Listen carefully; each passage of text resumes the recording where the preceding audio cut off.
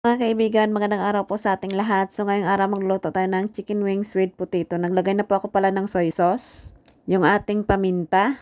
Naglagay na rin po ako ng asin. Depende po sa inyo yan mga kaibigan ang pagtsansa.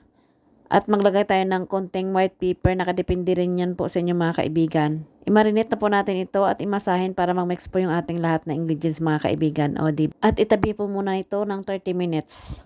At maghiwa na tayo ng ating patatas. Manipis lang pong paghiwa ko dyan mga kaibigan para madali pong lutuin.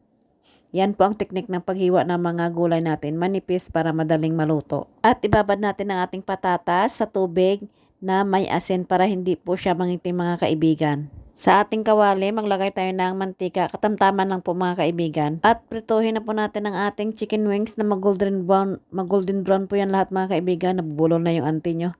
At ayan, nag-golden brown na siya. So, dapat baliktarin po natin. Hayaan po natin yan ganyan siya para mas masarap yung kinalabasan ng ating chicken wing with potato. Ayan, o diba? At ilagay na po natin ang ating patatas. O diba? Napakasarap yan. Simple lang pero masustansya mga kaibigan. So, gawin nyo na sa bahay nyo. Sigurado ubos naman yung ninyo. Mag-only rice na po kayo.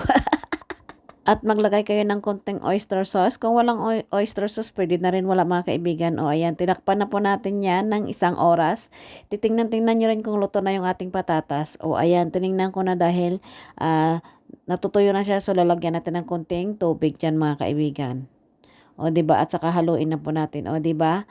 Tingin pa lang masarap na. Siguradong only rice naman ang buong pamilya.